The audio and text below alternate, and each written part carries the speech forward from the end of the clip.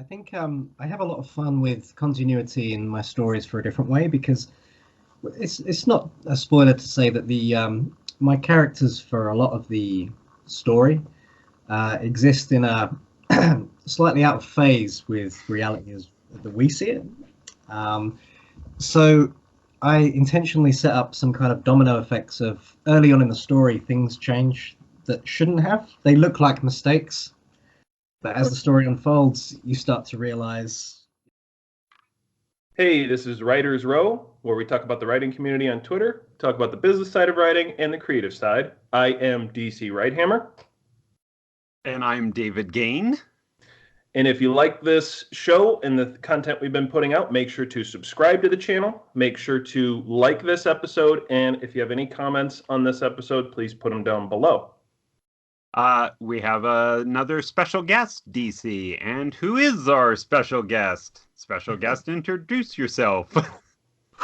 I'm Sean McMahon. I'm the author of the Restarter series that the critics are referring to as being available on Amazon. That works. And what are we talking about today, DC? We wanted to bring Sean on and his available books to discuss the writing concept of continuity in a story. I'll give a high-level definition, basically that events flow into other events. They don't necessarily have to be chronological, but the story itself has to have some continuity to it, has to be continuous so that the reader can follow along. And so we wanted to bring Sean on. For those that don't know, the Restarter series does deal with the concept of time travel. And so continuity is something that's very important to a story like that, so he can keep his readers engaged and going with the story. And we'll get into some more details there. So as usual, I'm going to open with an open-ended question. So Sean, what does story continuity, mean to someone like yourself who writes time travel, somewhat science fiction style writing? Yeah, I'm just going to Google the same definition you get. No, I'm joking. I guess for me, it's the coherent order to the structure of a story.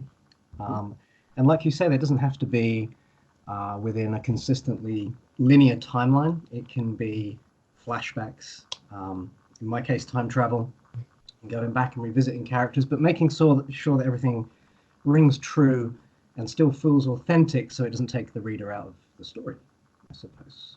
Yeah. And I just want to clarify, we're going to talk specifically continuity in just a single book, correct? Yeah, that's right. We had an episode before that we'll put in the description about a little bit about continuity between sequels and prequels. But this is a story in and of itself, just maintaining, what you're going after, having very intentional, continuity within your book. Or, one of the things we want to discuss too is if there is a lack of continuity, that's not a result of poor planning, but in fact an intention of, there's actually a message or something that the author is trying to convey. And so getting back to sort of the continuity question and just digging into time travel, specifically with Sean, there's the time travel paradox, right? So if you say something happens from point A to point B, the characters do all these different events. If you go back in time and you change the one little thing, then does that invalidate, and obviously you don't have to spoil what you do in your book, but just your concept in general. You change one little thing, doesn't that invalidate all the things we just read? Was it pointless? Do we have to now reread the same thing from a different perspective? So how do you handle the time travel paradox in reference to continuity for the reader? Absolutely. That was one of the first challenges when I was outlining, was that if you were to go back and make a change, then the change would already been perceived by them in the past. The change would have already happened.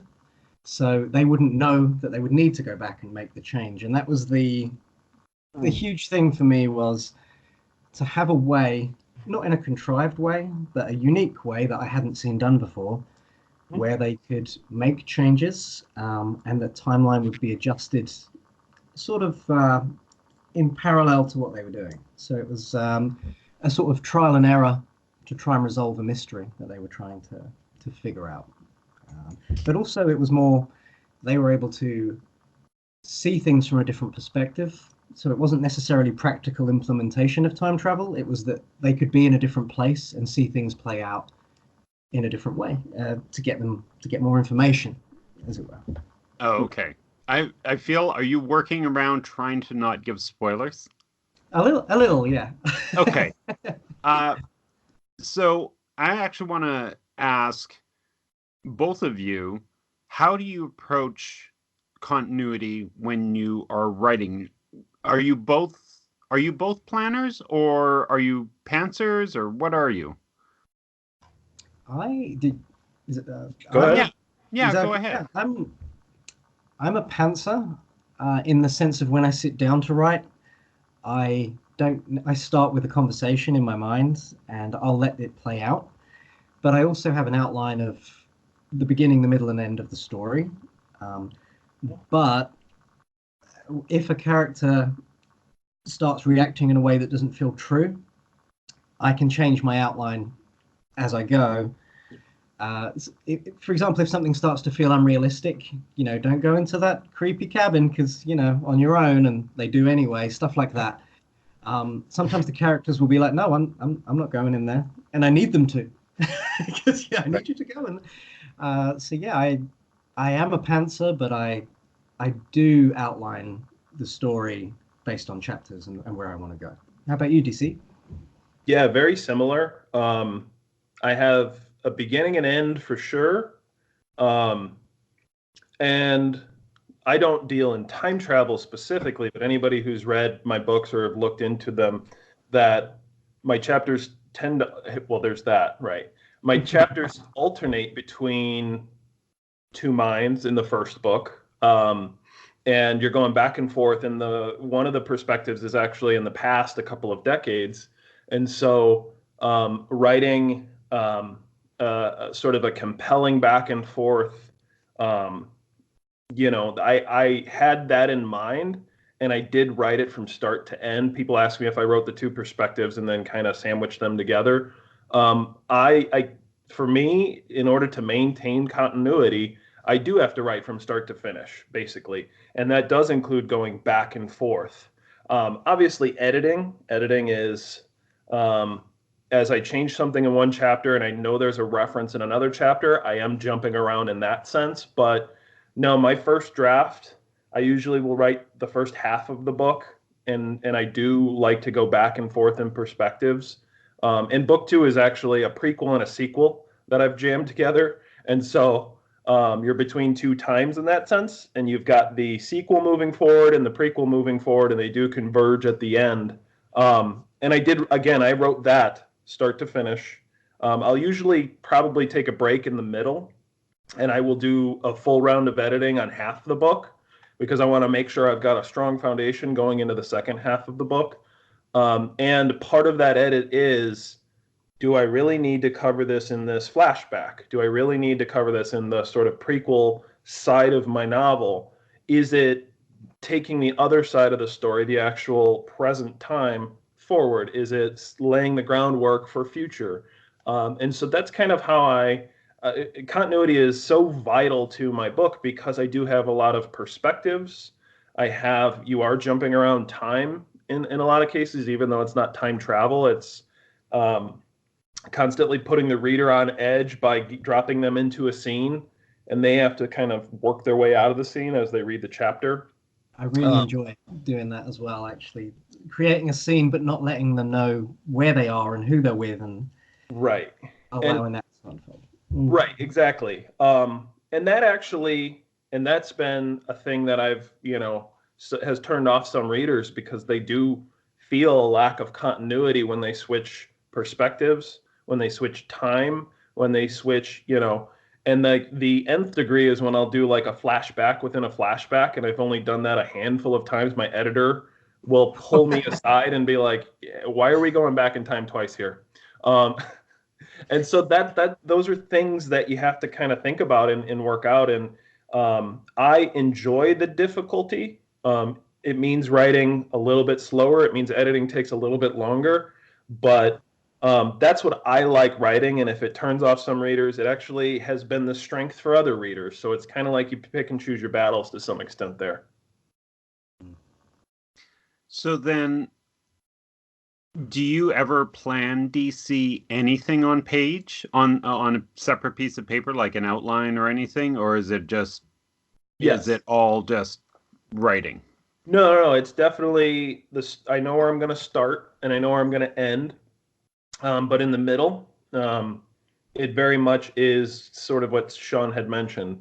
As I'm writing through the novel, I'm like, oh, it'd be really cool if I took my characters here. Let me see if that works. And if it works, that wasn't necessarily, and I do outline the chapters. I'm like, I need this, this, and this to happen. But I will actually then go back and rewrite my outlines as things have changed, especially, like I said, when I get to that halfway point, I know I'm halfway through. By the time I get halfway through, my outline has changed so much, it doesn't look like the original. And I will open a new copy, save it, and start changing. I don't want to lose the original because I want to know what my original vision was. But by the end, my outline has changed so much, you might say I'm pantsing through it. So, and from your perspective, David, since you're deep into a series, I was curious about, we're not talking about through a series, but while you're in a book, especially later in a series, there's some continuity you have to maintain of who the characters are in that individual novel based on the whole foundation you've laid out, right? I mean, you kind of have to, and story decisions and things like that. Can you talk a little bit about your approach to continuity in that sense? So, can you rephrase the question a bit for me?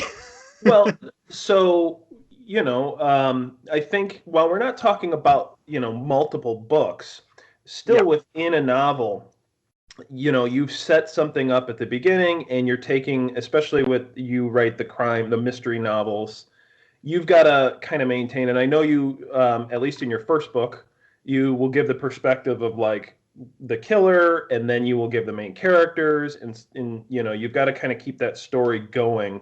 What's your approach? Are you just a firm plotter in the beginning and you know where you're going and that's how you get there, or how does that work? Well, so first of all, yeah, we do plot a lot. We plot each of our books, but we also have a good sense of the series overall. I've said this many times, which is we know the last sentence of the last book. We know the end of it all. But we also have noticed in the past, what is it? I guess the last 3 books, we will change the direction that we are taking in the book. We know what the outcome is always, but how we get there will change up occasionally as we're writing it. Just, we'll discover a character that we find interesting and we follow that through, or whatever. When it comes to the perspective shifts back and forth, really all we're trying to do is just find an interesting moment that kind of builds on little moments of the story of what is the mindset of the villain and how are they adjusting to our boy detectives, in pursuit of them. Are they aware of them? Are they not aware of them? When do they become aware of them? And then how do they respond to that, which usually is always bad for the boys in some sort of way. But yeah, like ours are so linear. But then again, we in the past, before we moved to books, we were screenwriters, and we wrote a very non-linear. It was so non-linear, it was out of space and time. That we bounced around through, and then my master's project for university was 3 different timelines, one going forward, one 30 years in the past and then one moving backwards and threading those all together. So, and for that, it was a lot of, I wrote everything forward and then I just cut and pasted moving backwards for a lot of that and putting it together. So I always believe in putting something down as kind of like an outline or a model of what it is, whether it's writing it out or putting it on sticky notes or 3x5 cards or whatever, and being able to manipulate and manage them. I'm a big fan of that. Also, even just finding there's some software out there where you can do like you fold up, you do an outline and then you just drag and drop wherever those pieces are. And I love that kind of stuff because that definitely helps a lot in just shaping and shifting things around. The one thing I always find interesting though when we're doing these things is that you have to be so aware that the change that you made in the future, or like at the end of the book, you have to then go back and create the continuity. And that's one thing I want to ask you guys. I feel like DC, your editing is probably a part of the way to adjust the continuity, but do you have any other tricks or ways you approach it? Let's start with Sean. How would you approach keeping that continuity going? Because it's always the little things that will trip us up, right? The simple version is the person's name, or the hard version is you just change the outcome of an event. It's so true. I think for me, because I kind of traverse a large span of time as the story continues, I have to keep a track of everyone's ages, but the ages that they are in each respective year. Because I don't want to make those silly mistakes and dates especially. When I first wrote Fur Lodge, the first manuscript that I gave to my editors, it didn't actually have any timestamps. So I was very much like, hey, you can figure it out. And it turns out no one really likes doing that. So I laid every chapter out on the table, and nothing fancy, and then I just made myself go through and the exact, down to the minute of every day, where every chapter was set. And when they go back in time throughout the day. So I made a timeline of 33 hours that my characters relive over and over. So I needed to know exactly where, I don't know if I've got it to hand, where they were on this kind of virtual map in my mind. At say 2:37 p.m. this event was happening, these people were present, so you can't have somebody who wasn't present suddenly there and be like, hey, how's it going? And you're like, and that's where I kept tripping up, was and to the point where readers may not notice, but I really think they would. I think I would as a reader.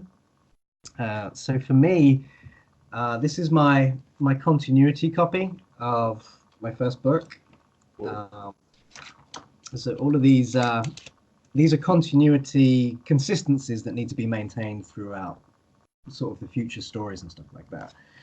So when I was rereading it for the proof copy, I had to.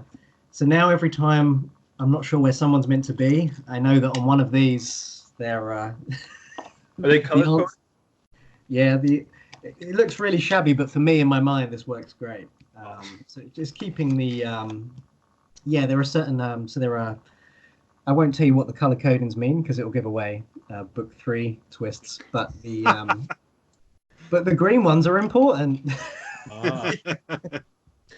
Well, but yeah, how about you, DC? My editor actually pulled me aside and said, hey, do we want to do, I'm reading through this, and she said that it might help with the story of doing timestamps and giving dates and things like that. And I started to go down that road, and I found that it was a lot of work.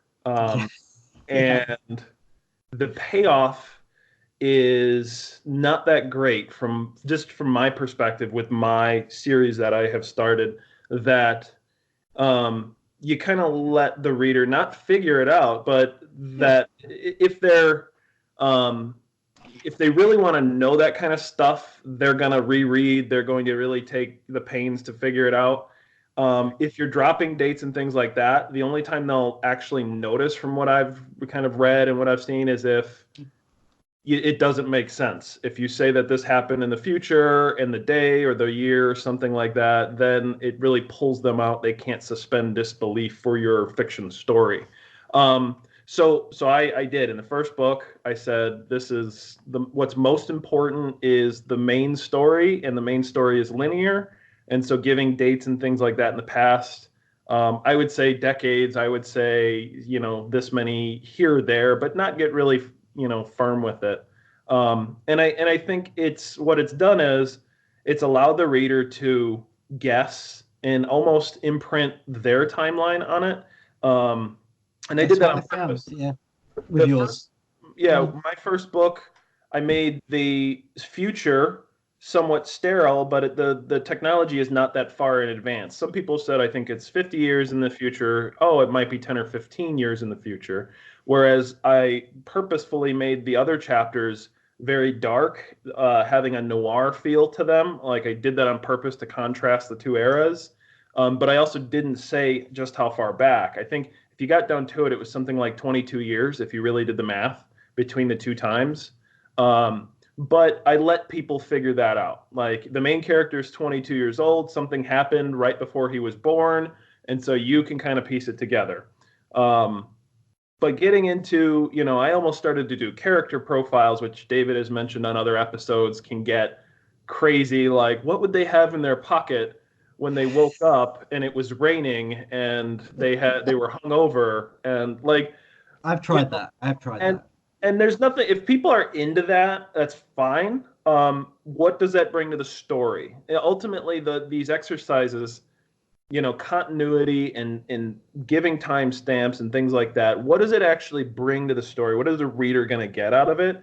Yeah. And if they're going to get a lot out of it, it's probably worthwhile. If they're going to get a little bit, or it's going to exhaust you as a writer and not keep you in your zone of the creativity, driving the story forward and things like that, I think that's where you need to just kind of weigh effort versus results, something like that. So.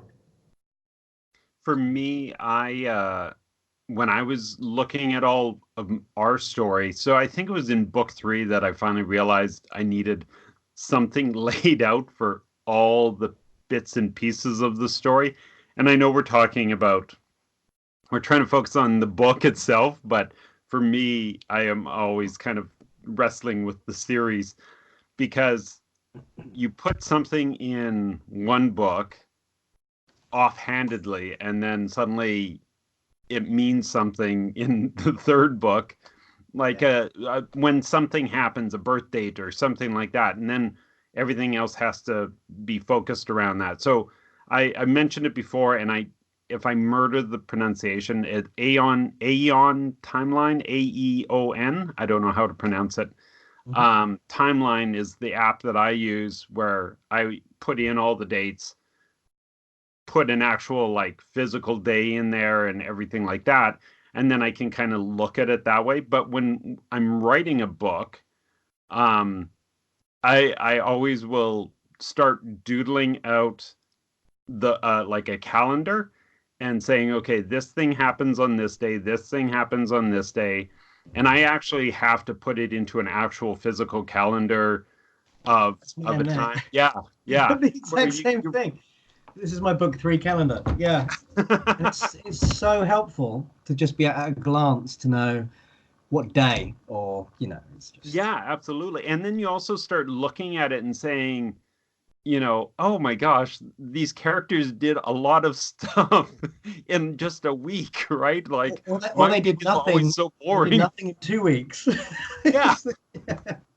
It took nothing stopped a murderer. Okay, awesome. Save the universe. Yeah, exactly. Well, and that's something I actually struggle with when I write it, because I write character-driven thrillers, and what's happening in between when they're like going to sleep, or they're going to get food, or they got to go to the bathroom. Like, you don't write a lot of that stuff in there, but and I don't.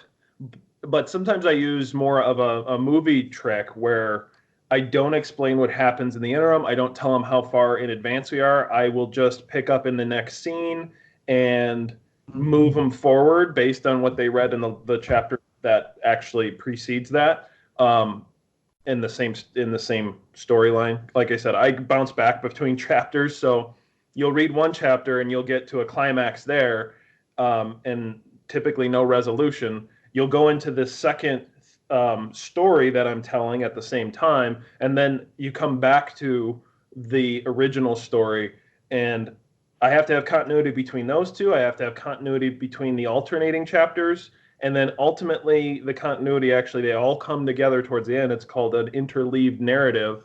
I have to have continuity between all of them, and it's tough. It's not just telling a story from start to finish, but it's very intentional, and I think that's the thing that I would stress to writers who are doing a novel that is not continuous. You know, you're challenging the reader to go back and forth, is to have an intention with it.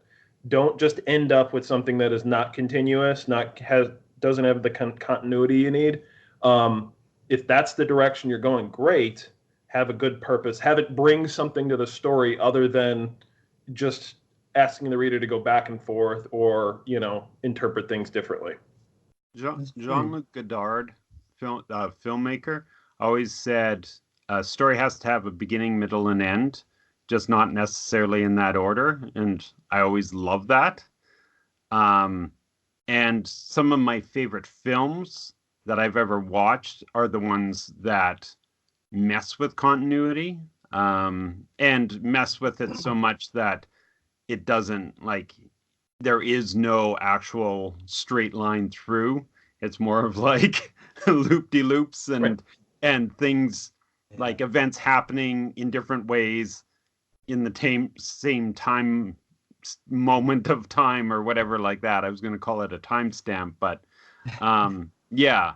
So, and those are my Fight Club. I think Fight Club is brilliant for that. With the he still can't think of anything. He's like, "Have you got any last words?" And he's like, "I still can't think of anything." yeah. And obviously, but in the original timeline, it was, "I can't think of anything." And I love that kind of acknowledgement that the person watching gets it. It's they know what you're trying to go for and stuff. Yeah. And if you take something like Pulp Fiction, and it's told out of order on purpose, and if you look that up, there's YouTube videos about Pulp Fiction, and if you actually tell it linearly, there's some periods of time where characters are doing things really fast, like they got a whole 3 scenes done in 2 hours and had time to drive a motorcycle between the scenes and do all this stuff. And so that's where I think, though, that if you got down to the specific times and things like that, and if that's what the reader or watcher is looking for, you might disappoint some. I don't think that's necessary for storytelling. I think you can have continuity and have some physical impossibilities that occur only to people that are really looking for that kind of stuff. Yeah, I think for me, if it's noticeable and it pulls you out of the story, then you do definitely have to consider it. But if you can sneak it in and everything, then yeah, for sure, let it be. But I guess for me, when I was writing, I always have to do this is the timeline on the calendar, so that I can be making sure that I'm not pulling my reader out of that story, because you don't even have to use that information either. It's just so that consistently, that you're... Yeah, I know that even in the books, I will write the day down, and I don't even know if it's for the reader or if it's for myself to be like, oh, okay, this is the day. But then also, the flip side is I have 2 teenage boys who go to high school, so I got to make sure that if it's a Monday, that they're going to high school and not, Right. skipping school and investigating a murder or something like that. So, yeah, definitely. Well, and I I have a work in progress right now where I had people going to work on Saturday because I forgot that the last day was Friday. Like, and so that's not a business day, and it's a 9 to 5 job, and so that is where, you really do want to be intentional there. The other mistake I've made is not remembering a small supporting character in a scene, and so I say don't forget about Phil. That's my take on this. I forgot about Phil. He was an assistant in this one scene, and I put him in there on purpose because he needed to be killed, and Phil. and I forgot to kill him. I killed the other people that needed to be killed, but Phil just disappeared into the nether. And then on my second read through, and in fact, Phil was such a minor character, my editor didn't catch it the first time. I was reading through and I'm like, wait, where did Phil go? Oh, Phil's still in that room where that major event happened, and I didn't do anything with him. He's just floating in that room as he's just hiding under a desk. Right. Like he's preparing to just become vigilante and just go after the bad guys. Like, yeah, that's a spin-off that I'm going to be writing. Everyone forgot about Phil, and now he's coming back with a vengeance. No, the moral of that is don't forget about Phil. that is good. So For me, it's always magic objects, as I call them, where someone will be, I don't know, raising a gun, and then in the next a bit of quippy dialogue, and then they'll raise the gun again, and I'm like, why are they doing that twice? And or they'll grab their jacket and then they'll put their jacket on again before they leave and stuff like that, and it's really small stuff, but we are writing at such a pace. there is a. Sorry, go on. No, that's pretty much it, really. There's a perfect scene in the movie The Room. Have you seen The Room? It is As like in there's two, aren't there? the original The Room, which is obviously, not a cinematic masterpiece, and you could expect things like continuity errors from there. But there's a scene where there's a woman and she's got a glass or a cup, I think it is, or something like that. And in a span of about 30 seconds, the position of that cup, whether it's in her hand, it's on the table, it's moved on the table, it's back in her hand.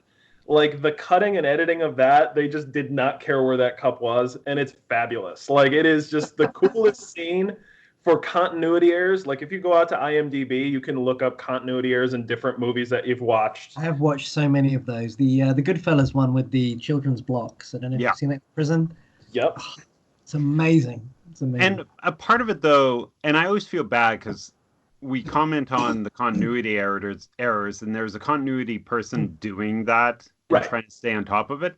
But, I honestly think that often it's just the directors are shooting for so long that so much is happening and changing and adjusting that it's hard to keep track of it. But then you can also use, and we haven't really talked about this, you can use breaking the continuity to play with the story. And my favorite example is the TV show Haunting of Hill House, whatever. I always forget the name, the order of the words on that one, where they would stick the ghosts into like a single shot and then cut away, cut back, and then the ghost is gone. But they're using it to like, oh, by the way, the ghosts are everywhere. They're always in the background, always popping in and out of shots and stuff.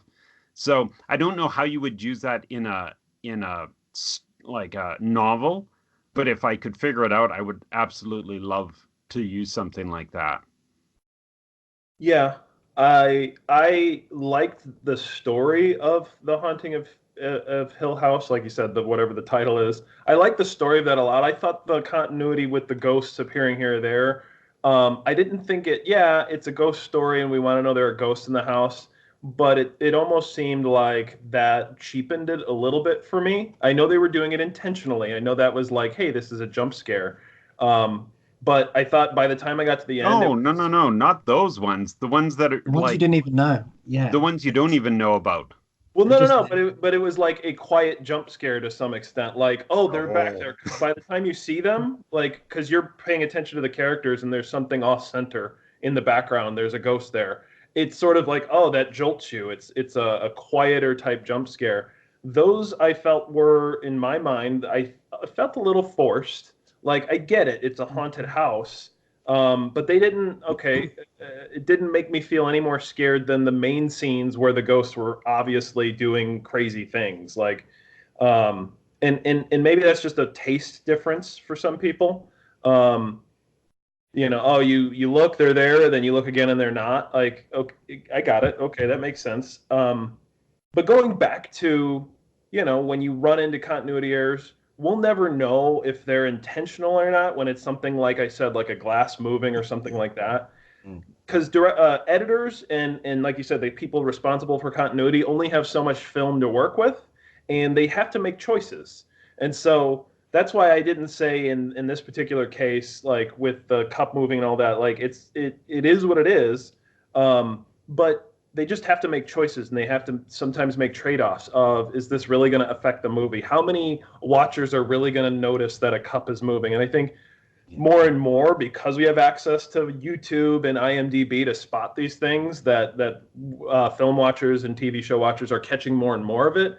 But you still have to just make a trade-off, and I think that's what we do in our books as well, is, am I going to get a lot out of making sure that coffee cup moves in a certain way? Like that would be in film, but in my books, am I going to get a lot out of telling them the exact day and time?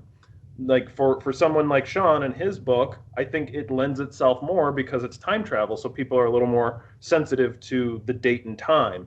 Whereas in my book, yeah, date and time is important, but what's primary is what the characters are going through.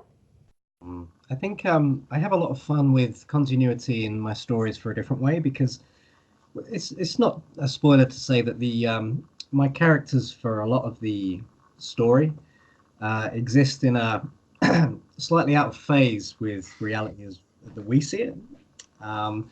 So I intentionally set up some kind of domino effects of early on in the story, things change that shouldn't have. They look like mistakes, but as the story unfolds, you start to realize, yeah. But the problem I had was that when I was writing the story, the mistakes, the order that they were in, it was sort of self-sabotage, because I had to have certain things moving and make a reader think, well, hang on a minute, that song didn't play then, or this didn't play then, and stuff like that. So and then hopefully, because I start my books towards the end of the story, like the first chapter is always everything's going wrong, and this is where you're at, and then you kind of work your way back to how they got into this dire situation, and I have fun in the books making it worse each book. So it's like, well, that was pretty bad. This is even worse, and it gets worse and worse and worse. And it's all a cause and effect of these inconsistencies and the changes that they're making to continuity that are actually affecting, like you said at the very beginning with time travel. If someone makes a change in the past, that's not just going to affect, someone's day. If someone's where they shouldn't be, like if you steal a parking space from someone, that person who was going to get the space, their day is then shifted, and then that day is then shifted, and things like that. So for continuity for me, the timestamps helped, but I definitely do the movie thing. I cheat when I don't want the reader to know what the time is. There'll just be a timestamp error, and then they, so they have to figure it out. But they too have meanings as well, so it was kind of layered. But one, and I know we're running out of time, but something that also we haven't really talked about is even just emotional continuity of characters, and that's tracking of that as well. That's a good one. That is good, because and that's a tricky one too, right? So yeah, I mean, I think it's tricky to a degree, but it's also just applying our own experience, right? You can be frustrated emotionally, but you're not just going to yell straight away. I mean, some people, but you kind of, if you might be a bit passive aggressive with your dialogue, and then a bit more kind of press a little bit more, and then be like, "Are you serious right now?" But you wouldn't be like, "Hey, nice to see you," and you did that thing the other day, and it's and shouting at people and stuff, and that's really hard actually to keep dialogue as a, not to go too off topic from what you said, but dialogue as a through line for your characters. You can't have characters using words that they wouldn't necessarily use, and the tone that they speak in, they're not going to use kind of necessarily pop culture references if they're maybe a different older generation or something like that, and so you can't give them all the one-liners and stuff. It's complicated. But yeah, going back to what you were saying about the about emotions. I mean, how did you get around that, DC? Because I found I've just started, and that opening chapter was just there was so many emotions in that one chapter. They went from, because these are I won't give spoilers obviously, but the scenario that they're in, they kind of went through the whole spectrum of emotions to get from the beginning to the end of that chapter, and I really enjoyed that. But it always felt true. It didn't feel like an overreaction. You know what I mean? But... Yeah. And I'll just briefly, it has to do with Marines on a mission, and there was doubt before the mission. There was panic in the middle of the mission. But, trying to think, and I was never a Marine myself, but I've had friends who are Marines and people who have been in the military, and how would they respond?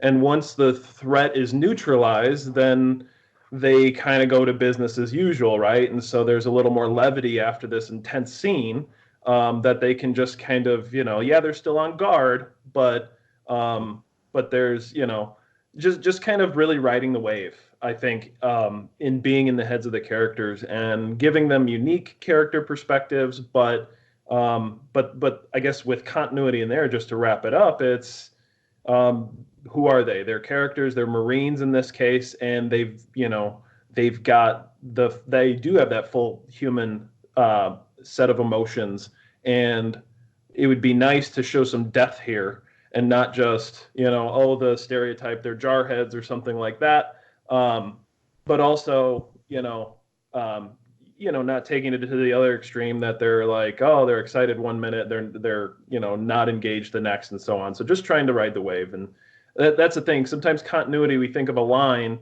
but sometimes it is like a roller coaster. And as long as you can keep people on your track, you can use continuity to go up and down and all around. And I think that's something to keep in mind. That's a good point. Yeah. And with that, let's move on to promos. We all work really hard and write books and do different things. And so we dedicate the last few minutes to a little bit of self-promotion. So we always let our guests go first. So Sean, what would you like to promote here and now? Wow. I'd like to promote, I was going to do my books, but I've read this book recently that's really, really, really good. And I've got a whole list of books at the moment that I'm kind of digging right now, but I really want to. I'm in the process of moving, so I don't have any pictures to put up, so I just put the books out there. I kind of want to promote The Expiration Date. This is by V.L. Arias. I don't know if you guys have read this at all, but it works along the principle that you are issued with your birth certificate, the death certificate, so you know exactly when you're going to die. It's set in a contemporary setting, kind of a little bit futuristic, but nowhere near sci-fi. It's very much the here and now and stuff like that. And honestly, this book is really good, and you guys should definitely check it out. This one's a bit loved, where I've been traveling with it and stuff like that. But I would check this out. Seriously. Very cool. Awesome. DC, what about you? Well, if Sean won't promote his book, I will. So, calm is a beautiful thing. Look at that one. Exactly. So for Lodge, I'm a terrible reader, as I've confessed multiple times on the show, but it is on my to be read list. I'm super excited, especially after this conversation, to dig in and pick apart Sean's story and tell him about all his continuity errors now. Just kidding. And I'll just say, because time travel. Exactly. That explains everything. But no, like he said before at the beginning, it's available on Amazon, and definitely pick up a copy. I'm excited to have one myself, so I'll be digging in eventually. Awesome. I'm going to be selfish, and I'm going to just promote kunyosandgane.com and tell you to go sign up to our newsletter. That's where we do all our announcements and updates, and we try and share just some fun stuff on there. And yeah, any of our news goes on there as well. So, and we try and promote one. I'm not totally selfish. I do try and promote some other author on there each month, just a book and suggestions. So, yeah, that's it for me. And we appreciate Thank you very everybody much, watching. Sean. Thank you, Thank you Sean. for having me, guys. Thank- Honestly, it's so cool to be on the show with you, lads. Thank you for having me. Much fun. We appreciate you coming on. So everyone, thank you for watching, and we'll catch you next time. Bye. Thank you.